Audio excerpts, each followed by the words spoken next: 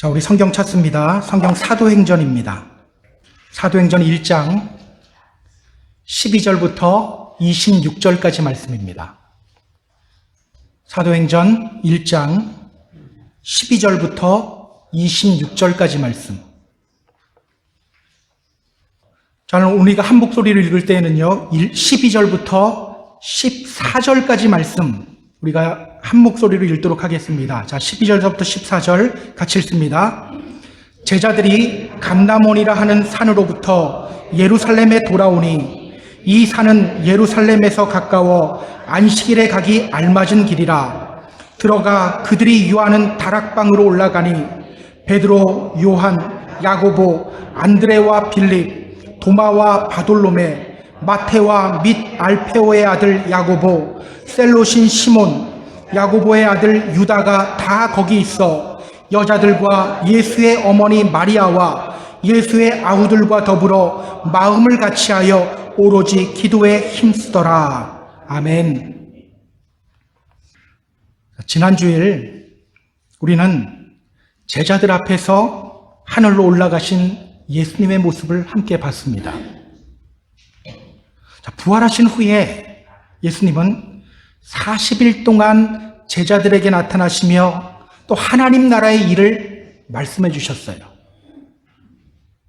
그리고 승천하시기 전 주님이 제자들에게 이렇게 당부하셨죠.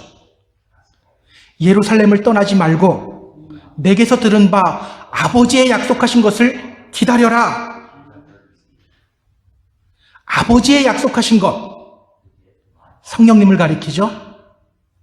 예루살렘을 떠나지 말고 성령님을 기다리라고 말씀하셨어요. 왜 성령님 기다리라고 하셨죠? 성령에 붙잡히고 성령 충만한 삶을 살아갈 때 진짜 그리스도인이 되기 때문입니다. 성령에 붙잡히고 성령 충만한 삶을 살아갈 때 능력 있는 그리스도인이 되기 때문이에요. 성령에 붙잡히고 또 성령 충만한 삶을 살아갈 때 우리가 주님의 증인이 되고 교회는 온전히 세워지게 되기 때문입니다. 그래서 예수님이 이렇게 말씀하신 거예요. 오직 성령이 너희에게 임하시면 너희가 권능을 받고 예루살렘과 온 유대와 사마리아와 땅 끝까지 이르러 내 증인이 되리라. 그렇다면 여러분, 성령에 붙잡힌 삶을 살아가기 위해서 우리가 실천해야 할 것이 뭘까요? 성령에 붙잡히고 성령 충만한 삶을 살아가기 위해서 우리가 실천해야 할 것, 그게 무엇일까? 오늘 본문은요, 성령을 기다리라는 예수님의 명령 듣고 제자들이 무엇을 했는지를 우리에게 보여주고 있어요. 자, 오늘 본문을 통해서 성경이 우리에게 전하는 메시지가 뭘까? 우리 함께 살펴보도록 하겠습니다. 자, 본문으로 들어갈게요. 자, 우리 12절 다시 한번 같이 읽습니다. 제자들이 감람원이라 하는 산으로부터 예루살렘에 돌아오니 이 산은 예루살렘에서 가까워 안식일에 가기 알맞은 길이라. 자, 예수님은 승천하셨고요. 제자들은 예수님의 명령대로 예루살렘으로 돌아왔어요. 자, 성경을 보세요. 그들이 어디서부터 예루살렘으로 돌아왔다고 하죠? 감람원이라 하는 산. 감람원이라 하는 산. 자, 그렇다면 여러분, 예수님이 승천하신 장소가 어디예요? 감람산. 감람산에서 승천하셨어요. 감람산은요, 예루살렘 동쪽에 위치한 산입니다. 예루살렘에서 아주 가까운 곳이에요. 얼마나 가까울까요? 예, 성경이 이렇게 말합니다. 이 산은 예루살렘에서 가까워 안식일에 가기 알맞은 길이라. 안식일에 가기 알맞은 길, a Sabbath day's walk, 이렇게 표현하거든요. 이 말은요, 아주 가까운 거리라는 뜻이에요. 자, 율법에 의하면 안식일에 사람이 걸을 수 있는 거리가 2000규빗이에요. 한 규빗이 얼마인지 모르겠죠. 손끝에서 여기까지, 팔꿈치까지의 거리가 한 규빗이에요. 사람마다 다르잖아요. 그래서 45cm라고 하기도 하고요, 55cm라고 하기도 해요. 근데 이게 마일로 하면요, 1마일도 안 되는 거리예요. 굉장히 가까운 거리죠. 이 감람산 꼭대기에 서면 예루살렘이 한눈에 다 들어옵니다. 자, 여기서 우리가 던져야 될 질문이 있어요. 예수님은 왜 제자들을 데리고 감람산으로 가셨을까요? 왜 감람산에서 승천하셨을까요? 우리가 알고 있는 장면이 있어요. 베드로를 비롯한 제자들은 예수님이 부활하신 것을 목격한 다음에 다 갈릴리로 갔죠. 나 이제 물고기나 잡으련다. 그러고 다 갈릴리로 갔어요. 그리고 예수님이 그 갈릴리까지 찾아가셨죠. 그러고 베드로에게 물으셨습니다. 너가 나를 사랑하느냐? 내 양을 먹이라. 내 양을 치라. 그렇게 제자들을 회복시키셨어요. 그러면 갈릴리에서 예루살렘까지 거리는 꽤 되거든요. 갈릴리에서 승천하셔도 되잖아요. 어차피 같은 하늘 아래 아닙니까? 아무 곳에서나 올라가셔도 어차피 하늘이잖아요. 그런데 예수님은요, 굳이 제자들을 데리고 예루살렘으로 올라오셨고 그 옆 감람산으로 가셨어요. 그리고 그곳에서 하늘로 올라가신 거예요. 왜일까요? 왜일까? 구약 성경을 보면요, 이곳 감람산이 바로 메시아가 오실 때 두 발로 서는 산이에요. 스가랴 선지자는요, 메시아가 오실 것을 예언하며 이렇게 선포했습니다. 그날에 그의 발이 예루살렘 앞 동쪽 감람산에 서실 것이다. 때문에 예수님은 제자들을 데리고 감람산으로 가신 거예요. 자신이 메시아라는 것을 알려주고 또 동시에 나 반드시 다시 온다. 이것을 제자들에게 알려주기 위해서 감람산으로 가신 거예요. 그래서 우리가 지난주에 확인했죠? 흰옷 입은 두 사람이 제자들에게 나타나서 이렇게 말했습니다. 너희 가운데서 하늘로 올려주신 그 예수는 하늘로 가심을 본 그대로 다시 오신다. 그래서 감람산으로 가신 거예요. 또 다른 이유는 없을까요? 예수님이 왜 굳이 감람산으로 가셨을까? 그리고 왜 감람산에서 승천하셨을까? 사실 감람산은요, 예수님과 제자들의 추억이 많은 곳이죠. 십자가를 지기 위해 예루살렘으로 오실 때 예수님은 이곳 감람산에서 예루살렘을 바라보며 눈물을 흘리셨습니다. 예루살렘에 계시는 동안 예수님은요, 낮에는 성전에서 가르치시고 밤에는 또 감람산에서 제자들과 함께 있었어요. 그리고 오늘 본문과 연관해서 우리가 또 기억해야 할 장면이 있습니다. 자, 예수님이 잡히시기 전 땀방울이 핏방울이 되도록 기도하신 장소가 어디죠? 우리 보통 겟세마네 동산이라고 하지 않나요? 예, 겟세마네 동산. 겟세마네 동산이 바로 감람산이에요. 감람산 입구 중간에 있습니다. 이 감람산에서 예수님이 기도하셨죠. 땀방울이 핏방울이 될 때까지 기도하신 후에 예수님은 예루살렘으로 들어가셨고 십자가를 지셨어요. 그때 제자들은 뭐 하고 있었죠? 자고 있었죠. 기도를 하지 않고 자고 있었어요. 기도하지 않고 잔 그 제자들, 그 결과가 어떻게 나타납니까? 베드로를 비롯해 모든 다른 제자들은 두려워하며 뿔뿔이 다 도망가 버렸어요. 그러니까 감람산은요, 예수님이 기도하며 예루살렘으로 향했던 곳이에요. 바로 그 감람산에서 예수님은 제자들이 보는 앞에서 하늘로 올라가신 거예요. 그들이 기도 실패했던 그 자리에서 예수님이 올라가시는 거예요. 자, 그렇다면 여러분, 예수님이 굳이 제자들 데리고 감람산으로 올라가신 이유가 뭡니까? 예수님께서 굳이 감람산에서 하늘로 승천하신 이유가 뭐예요? 기도 실패하지 말고 기도하라는 거예요. 예루살렘에 머물러 있어야 한다는 명령은요, 제자들로서는 굉장히 두려운 명령이에요.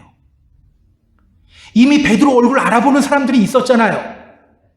당신 저 예수와 함께 있던 사람 아니야?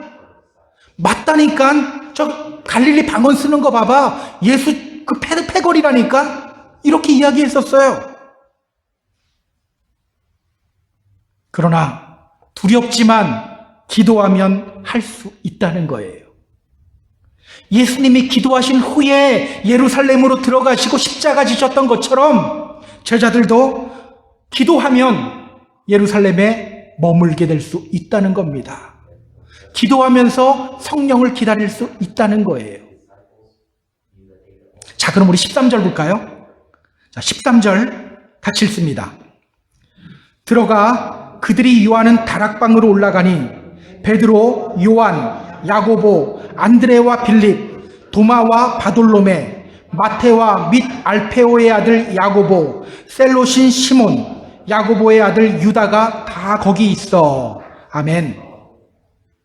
자, 예수님이 승천하신 후에 제자들은 예수님의 명령대로 예루살렘으로 들어갔습니다. 그리고 마가의 집에 있는 다락방으로 올라가요. 이곳은 예수님이요, 제자들과 함께 최후의 만찬을 벌였던 곳이기도 하죠. 나중에 이곳에서 성령의 역사가 일어납니다. 다음 주에 우리가 찾아보게 될 거예요. 여러분, 이때 제자들의 심정이 어땠을까요? 지금 제자들은요, 두려워요. 혹시 예수님을 죽였던 사람들이 우리를 타겟으로 삼으면 어쩌지? 이런 두려움이 있어요. 그리고 제자들은요, 지금 막막해요. 예수님이 예루살렘 떠나지 말고 성령을 기다리라고 했는데 뭐 어쩌라는 거지? 어떻게 기다리는 거지? 사실 제자들에게 이 성령이란 말은요, 생소한 말은 아니에요. 그들은 이미 성령에 대해서 많이 들었어요. 누가복음 12장 12절에서 주님이 제자들에게 말씀하셨습니다. 마땅히 할 말을 성령이 곧 그때에 너희에게 가르쳐 줄 거다. 또 요한복음 20장을 보면요, 부활하신 주님이 제자들을 향해 이렇게 말씀하시죠. 아버지께서 나를 보내신 것 같이 나도 너희를 보낸다. 이 말씀하신 후에 후 하고 숨을 내쉬며 제자들을 향해 말씀하셨어요. 성령을 받으라. 성령 받으라. 분명 그들은요, 성령에 대해서 많이 들었어요. 그러나 지난주에 제가 말씀드렸죠. 제자들은 구제불능이에요. 말귀를 못 알아듣는 사람이었어요. 내가 하나님의 아들이고 하나님 자신이야 말해주면 뒤돌아서서 주여 아버지를 우리에게 좀 보여주세요. 이랬던 사람들이 바로 제자들이었어요. 때문에 그들은요, 많이 들었지만 성령이 무엇인지는 제대로 몰라요. 그런데 예수님이 이 말씀만 하시고 하늘로 올라가셨죠. 오직 성령이 너희에게 임하면 너희가 권능받고 예루살렘과 온 유대와 사마리아와 땅끝까지 이르러 내 증인이 될 거야. 이 말씀만 하시고 올라가셨어요. 막막하죠. 지금 제자들은요, 두렵기도 하고요, 또 막막하기도 합니다. 자, 이렇게 두렵고 막막한 상황 속에서 그들이 무엇을 하기 시작했는지 우리 성경을 확인해 보겠습니다. 14절입니다. 자, 14절 같이 읽습니다. 여자들과 예수의 어머니 마리아와 예수의 아우들과 더불어 마음을 같이하여 오로지 기도에 힘쓰더라. 여자들과 예수의 어머니 마리아와 예수의 아우들과 더불어 마음을 같이하여 오로지 기도에 힘쓰더라. 그 두려운 상황, 막막한 상황 속에서 그들이 무엇을 하기 시작합니까? 기도하기 시작해요. 그들은 다락방에 올라가서 기도하기 시작해요. 사실 이 모습이 예수님이 원했던 모습이죠. 예수님은 기도하신 후 그 고통스러운 십자가로 나아가셨어요. 그렇다면 제자들도 마찬가지인 거예요. 기도할 때 제자들도 두려움 떨쳐버리게 되고 예루살렘에 머무를 수 있게 되는 거예요. 그렇게 기도할 때 주님이 말씀하신 성령님을 받게 되는 겁니다. 사실은요, 누가복음 11장 13절에서 주님이 이미 말씀하셨어요. 너희가 악할지라도 자식에게 좋은 것을 줄 줄 알거든. 하물며 너희 하늘 아버지께서 구하는 자에게 성령 주시지 않겠느냐? 기도하는 자에게 뭐 주신다고요? 성령 주신다고 이미 말씀하셨어요. 제자들이 이 말씀이 생각나서 기도했는지는 잘 모르겠어요. 어쨌든 그들은 기도하기 시작해요. 답을 알지 못하는 상황 속에서 그들은 기도하기 시작해요. 저는요, 이러한 제자들의 모습이 우리에게 큰 도전이 되었으면 좋겠습니다. 여러분, 우리가 이 세상을 살아가면서 두렵고 떨리는 상황이 얼마나 많습니까? 답이 없는 문제에 부딪히게 될 때가 얼마나 많습니까? 사실은 답이 없는 게 아니죠. 답을 모르는 거죠. 답은 누가 알고 있어요? 하나님이 이미 알고 있어요. 내가 모를 뿐이에요. 자, 이런 상황 속에서 우리가 먼저 해야 할 것이 무엇입니까? 기도예요. 어떤 사람을 찾아가야 이 문제를 해결받지? 이것을 어떻게 처리해야 문제를 해결하지? 이게 먼저가 아니에요. 기도예요. 기도가 먼저입니다. 주님이 말씀하셨죠. 기도 외에 다른 것으로는 이런 유가 나갈 수 없다. 기도 외에 다른 것으로는 이런 유가 나갈 수 없다. 다른 뭔가 한 가지가 있으면 그 말씀해 주셨겠죠. 기도 말고 또 요것도 있어 말씀해 주셨을 거예요. 아니에요. 근데 기도 외에 다른 것으로는 이런 유가 나갈 수 없다. 여러분, 기도하십니까? 기도하고 계시나요? 오늘날 많은 믿음의 성도들이요, 착각하고 있는 게 하나 있어요. 기도를 하지 않으면서 그게 얼마나 큰 문제인가, 큰 문제라고 생각하지 않아요. 요즘 바빠서 기도할 시간이 없네요. 요즘 피곤해서 기도를 잘 못하겠어요. 이 말이요, 너무 자연스럽게 나와요. 그런데 여러분, 사무엘이 뭐라고 말했는지 아세요? 나는 너희를 위하여 기도하기를 쉬는 죄를 여호와 앞에 결단코 범하지 아니하겠다. 기도하기를 쉬는 죄. 기도 쉬는 것을 죄라고 말하죠. 기도하지 않는 것을 죄라고 말해요. 왜 기도하지 않는 게 죄일까요?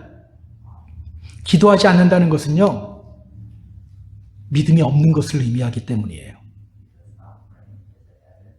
저는 우리 믿음의 성도님들, 또 우리 믿음의 가정들이 기도하는 믿음의 가정들이 되었으면 좋겠어요. 우리 믿음의 공동체가 기도하는 믿음의 공동체가 되었으면 좋겠어요. 마음이 답답합니까? 기도하시기 바랍니다. 미래가 불안하고 두렵습니까? 걱정만 하지 마세요. 기도하세요. 아무것도 염려하지 말고 오직 모든 일에 기도와 간구로 너희 구할 것을 감사함으로 하나님께 아뢰라. 그리하면 모든 지각에 뛰어나신 하나님의 평강이 그리스도 예수 안에서 너희 마음과 생각을 지키시리라. 기도해야 합니다. 무엇을 어떻게 해야 할지 잘 모르겠습니까? 기도하시기 바랍니다. 성령님이 여러분의 마음과 생각을 지킬 겁니다. 그렇다면 여러분, 어떻게 기도해야 하죠? 어떤 기도가 힘 있는 기도일까요? 오늘 우리는요, 제자들이 어떻게 기도했는지를 좀 주목할 필요가 있어요. 우리 14절 다시 볼까요? 여자들과 예수의 어머니 마리아와 예수의 아우들과 더불어 마음을 같이하여 오로지 기도에 힘쓰더라. 자, 오늘 제자들은 어떻게 기도했죠? 여자들과 예수의 어머니 마리아와 예수의 아우들과 더불어 제자들은요, 다른 여자들과 함께 또 예수님의 가족들과 함께 기도하기 시작했어요. 제자들은 또 어떻게 기도했죠? 마음을 같이하여. 그들은요, 마음을 같이해서 기도하기 시작했어요. 한 마음이 돼서 기도하기 시작했어요. 또 그들은 어떻게 기도했죠? 오로지 기도에 힘쓰더라. 오로지 기도에 힘쓰더라. 여기서 오로지라는 말은요, 헬라어로 보면 프로스카르테레오라는 말이에요. 프로스카르테레오, 이 말은요, continue, 계속하다라는 뜻이에요. 그들은 끊임없이 기도했다는 거예요. 그러니까 그들의 기도는요, 함께하는 기도, 마음을 같이 하는 기도, 끊임없는 기도였던 거예요. 그렇다면 여러분, 오늘 우리는 어떻게 기도해야 합니까? 먼저 함께 모여 한 마음으로 기도해야 돼요. 물론 혼자 조용한 시간을 갖고 기도하는 것 중요해요. 하지만 모이기를 힘쓰며 함께 모여 기도할 때 그 기도는요, 더욱더 힘있는 기도가 됩니다. 그래서 야고보 사도는 이렇게 말하죠. 너희 중에 고난당하는 자가 있느냐? 그는 기도할 것이요. 즐거워하는 자가 있느냐? 그는 찬송할지라. 너희 중에 병든 자가 있느냐? 교회의 장로들을 청할 것이요. 그들은 주의 이름으로 기름을 바르며 그를 위하여 기도할지니라. 믿음의 기도는 병든 자를 구원하리니 주께서 그를 일으키시리라. 혹 죄를 범하였을지라도 사하심을 받으리라. 그러므로 너희 죄를 서로 고백하며 병이 낫기를 위하여 서로 기도하라. 의인의 간구는 역사하는 힘이 크다. 아프면 어떻게 하라고요? 아유, 귀찮게, 우리 목사님 귀찮게 뭘 또 목사님을 불러. 아니라니까요. 저를 불러야 돼요. 신방팀도 막 불러야 돼요. 여러분, 또 우리는 어떻게 기도해야 합니까? 끊임없이 기도해야 된대요. 끊임없는 기도. 끊임없이 기도하는, 계속해서 하는 기도. 이 기도는 어떤 기도일까요? 오랫동안 기도하라는 걸까요? 아무리 오래 기도해도 어느 순간은 끊어야 되죠. 화장실을 갔다 오든지 잠을 자든지 끊어야 될 때가 있잖아요. 끊임없는 기도래요. 그냥 열심히 기도하는 걸까요? 그것도 아니에요. 끊임없이 계속 기도하는 기도는요, 기도의 시간을 가리키는 말은 아닙니다. 오늘 우리들은요, 이 기도를 몰아서 하는 경향이 있어요. 생각날 때 몰아서 하고요, 문제 생길 때 몰아서 해요. 다른 때는 하지도 않아. 문제 생기면 몰아서 하기 시작해요. 그런데 한 목사님이 이런 말을 하더라고요. 저는 30분 이상 기도하지 않습니다. 제가 처음에 이 말을 들었을 때 깜짝 놀랐어요. 왜 저런 말씀을 하시지? 그런데 이어서 이렇게 말씀하셔요. 그러나 30분 이상 기도 쉬지 않습니다. 30분 이상 그 자리에서 기도는 하지 않는데 30분 이상 쉬지도 않는데요. 이 말이 무슨 말입니까? 끊임없이 한다는 거예요. 계속해서 주님 이거 맞나요? 주님 감사합니다. 주님 찬송합니다. 주님 이럴 때는 어떻게 해야 되죠? 주님 마음 저에게 주세요. 계속해서. 저 여기서 답을 찾았어요. 끊임없이 계속해서 하는 기도란 생각날 때 기도하는 것이 아니라, 문제 생길 때만 몰아서 기도하는 것이 아니라 순간순간 주님께 묻고 순간순간 주님의 음성 듣기 위해 귀를 기울이며 살아가는 삶, 그렇게 계속해서 주님과 교제하는 삶, 그것이 바로 끊임없이 계속해서 기도하는 거예요. 운전하다가도 기도하고 밥 먹다가도 기도하고.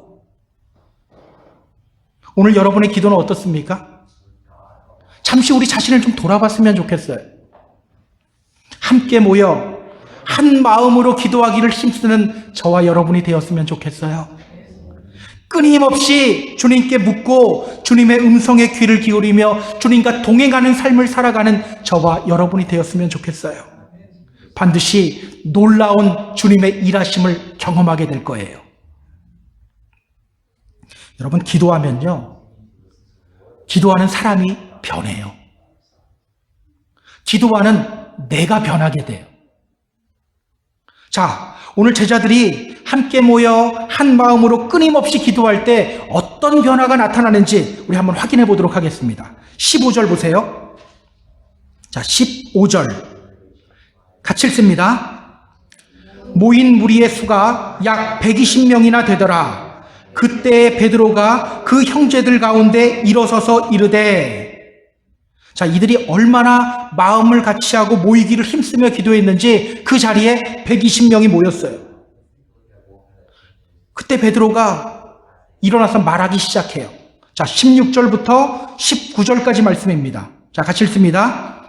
형제들아, 성령이 다윗의 입을 통하여 예수 잡는 자들의 길잡이가 된 유다를 가리켜 미리 말씀하신 성경이 응하였으니 마땅하도다. 이 사람은 본래 우리 수 가운데 참여하여 이 직무의 한 부분을 맡았던 자라. 이 사람이 불의의 삭수로 밭을 사고 후에 몸이 곤두박질하여 배가 터져 창자가 다 흘러나온지라. 이 일이 예루살렘에 사는 모든 사람에게 알리어져 그들의 말로는 그 밭을 아겔다마라 하니 이는 피밭이라는 뜻이라. 자, 기도하던 베드로가 일어서더니 지금 누구에 대한 이야기를 꺼내고 있죠? 예, 유다, 가룟 유다. 자신의 옛 동료이자 예수님을 배신하고 팔았던 가롯 유다에 대해서 이야기를 하고 있어요. 자, 베드로가 가룟 유다에 대해서 뭐라고 말하고 있는지를 주목해야 돼요. 16절 다시 보면요. 형제들아, 성령이 다윗의 입을 통하여 예수 잡는 자들의 길잡이가 된 유다를 가리켜 미리 말씀하신 성경이 응하였으니 마땅하도다. 지금 베드로는요, 예수님을 판 가룟 유다에 대해서 이렇게 말하고 있는 거예요. 성령이 다윗의 입을 통하여 하신 성경 말씀이 그대로 이루어졌다. 성령님이 다윗의 입을 통하여 하신 그 성경 말씀이 그대로 이루어졌다. 이 말이 무슨 뜻이죠? 가룟 유다가 예수님을 판 것은 성경의 예언이 이루어진 사건이라는 거예요. 시편 41편 9절을 보면요, 다윗이 이렇게 말합니다. 내가 신뢰하여 내 떡을 나눠 먹던 나의 가까운 친구도 나를 대적하여 그의 발꿈치를 들었나이다. 여기서 발꿈치를 들었다라는 말은요, 배반했다라는 뜻이에요. 압살롬이, 그의 아들 압살롬이 다윗을 배신하고 반역을 일으켰을 때 다윗과 함께하던 신하 200명도 함께 그 반역에 동참했었죠. 그때 다윗은 이렇게 기도한 거예요. 내가 신뢰하며 내 떡을 나눠 먹던 나의 가까운 친구들이 나를 다 배신했습니다. 바로 그 일이 예수님에게 일어났다라고 말하고 있어요. 사실 다윗뿐만 아니라 스가랴 선지자도요, 메시아이신 예수님이 은 30에 팔릴 것을 이미 예언했어요. 자, 스가랴 11장 12절 13절 보면 이렇게 말합니다.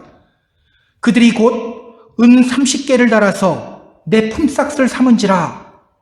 여호와께서 이르시되 그들이 나를 헤아린 바 그 삭슬을 토기장이에게 던지라 하시기로 내가 곧 그 은 30개를 여호와의 전에서 토기장이에게 던지고. 이렇게 이미 하나님은요, 스가랴 선지자를 통해서 메시아가 은 30에 팔릴 거라는 것을 이미 말씀해 주셨어요. 여러분, 잠깐 옆으로 와서 그렇다고 오해하지 마세요. 가룟 유다는 이미 예수님을 배반할 사람으로 예정되어 있었다, 이렇게 말하는 것은 아닙니다. 가룟 유다는요, 자신의 불신앙으로 인해서 예수님을 배반하는 일에 쓰임받은 거예요. 자기 불신앙 때문에 쓰임받은 거예요. 하나님이 이미 가룟 유다를 배신자로 예정했다, 이런 말 아니에요. 그렇다면 여러분, 예수님은 어떻게 아셨을까요? 예수님은 가룟 유다가 자기 배신할 거라는 거 아셨잖아요. 어떻게 알았을까요? 요한복음 6장 64절 이렇게 말합니다. 그러나 너희 중에 믿지 아니하는 자들이 있느니라 하시니, 이는 예수께서 믿지 아니하는 자들이 누구며 자기를 팔 자가 누군지 처음부터 아심이러라. 예수님은요, 이미 그의 안에 있는 불신앙을 봤어요. 예수님, 저 예수님의 제자가 돼서 따라가겠습니다. 막 열심히도 해요. 돈 관리도 막 해요. 근데 예수님은 이미 그 안에 있는 불신앙을 보셨던 거예요. 그렇기 때문에 그가 자신을 배반할 거라는 것을 아셨던 거예요. 여러분, 사람은 속일 수 있을지 몰라요. 하지만 우리 하나님은 속일 수가 없어요. 그럴듯하게 말하고 행동하면서 다른 사람들로부터 야, 저 사람 믿음 좋은 사람이야 여겨질 수도 있어요. 그러나 우리 주님은 절대로 속일 수가 없어요. 우리 주님은요, 감찰하시는 분이잖아요. 우리의 속마음 다 아시는 분이세요. 그래서 여러분, 오늘 우리에게 중요한 것은요, 야, 큰 믿음 갖자, 이게 아니에요. 진짜 믿음 갖자입니다. 우리 안에 있는 불신앙은요, 언제고 다 드러나요. 다 나오게 되어 있어요. 말도 그럴듯하게 하고 믿음도 좋은 것 같은데 어느 날 갑자기 교회를 어지럽히고 교회를 분열시키는 일들이 얼마나 많이 일어납니까? 다시 한번 말씀드립니다. 사람은 잠시 속일 수 있어도 하나님은 속일 수 없어요. 그래서 우리가 구해야 될 것은 큰 믿음이 아니라 진짜 믿음이에요. 진짜 믿음은 그 안에 생명이 있기 때문에 자라요. 크게 자라게 돼요. 늘 참 믿음 안에 거하는 저와 여러분 되었으면 좋겠어요. 우리 본문으로 다시 돌아올게요. 여러분, 지금 이렇게 말하고 있는 베드로의 모습, 이 모습이 어떻게 보입니까? 가룟 유다에 대해서 이렇게 말하는 베드로의 모습이 어떻게 보이세요? 원래 베드로는요, 자기 감정이 앞섰던 사람이에요. 예를 들어 볼까요? 예수님이 고난의 메시지를 전파했을 때 한 이름 없는 여자는요, 자기의 향유 옥합을 깨트려 예수님께 부었어요.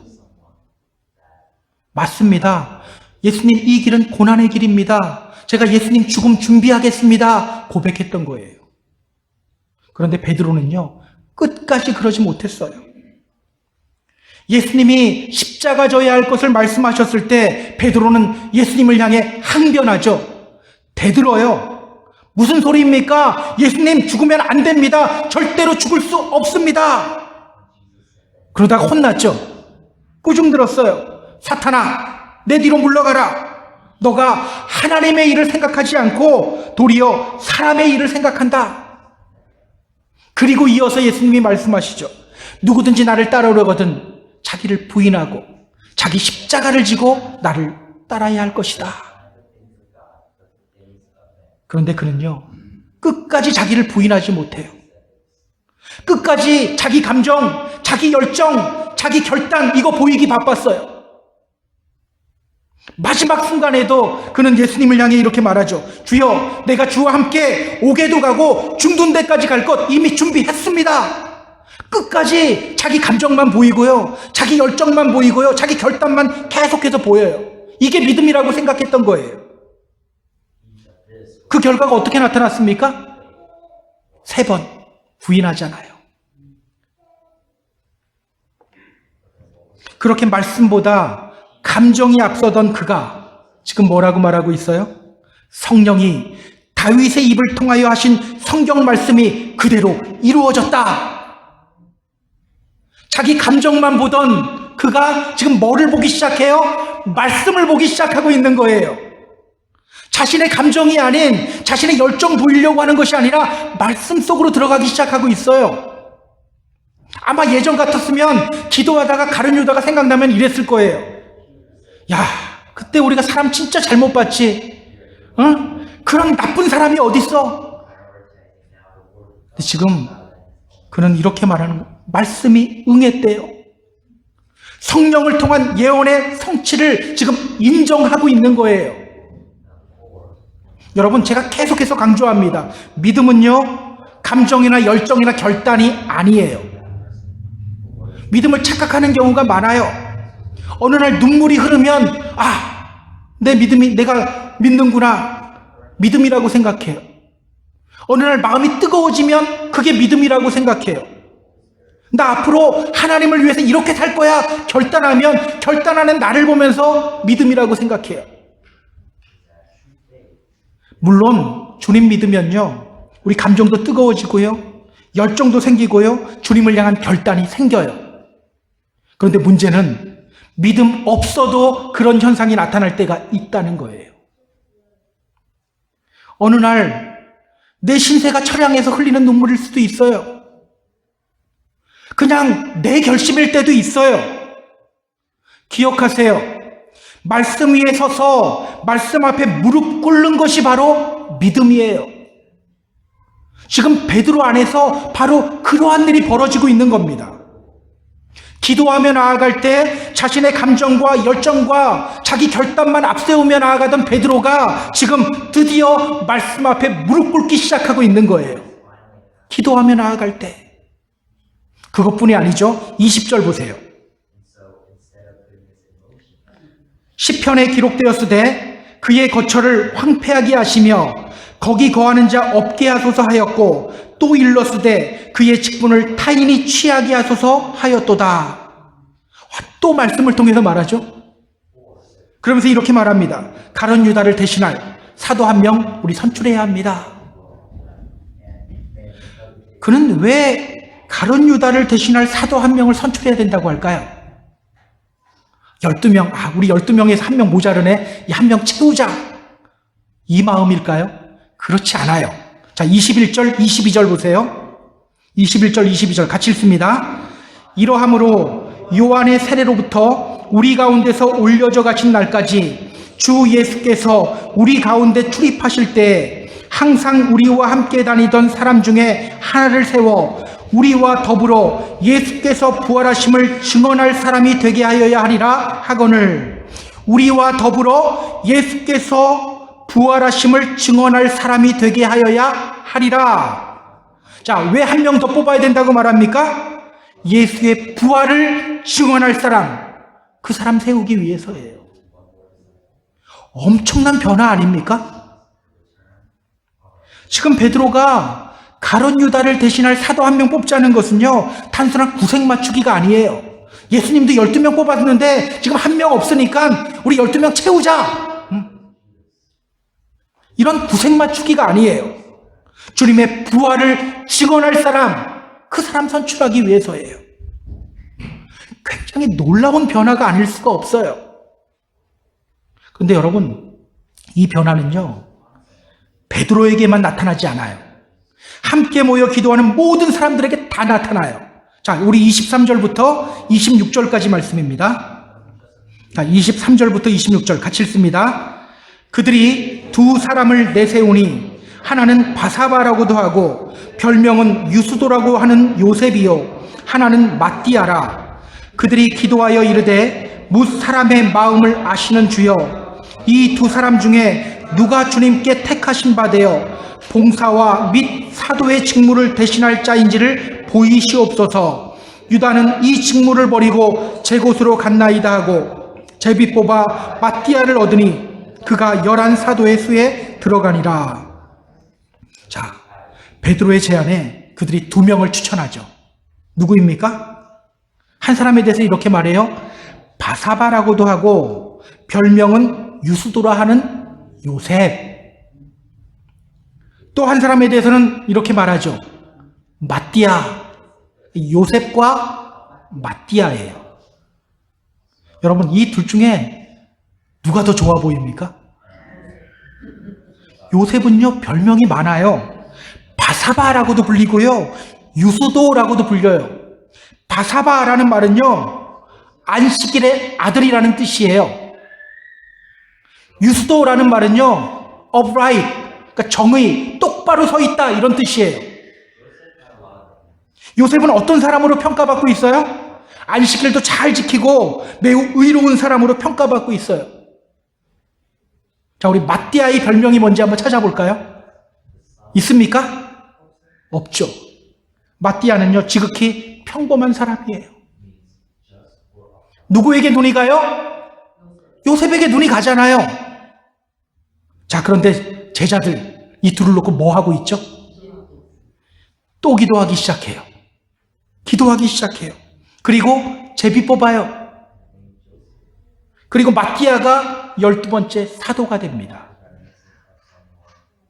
여러분, 2명이 추천되었으면 누가 더 헌신해 왔는지, 누가 앞으로 더 헌신할 가능성이 있는지 철저하게 조사하고 투표하는 게 낫지 않습니까?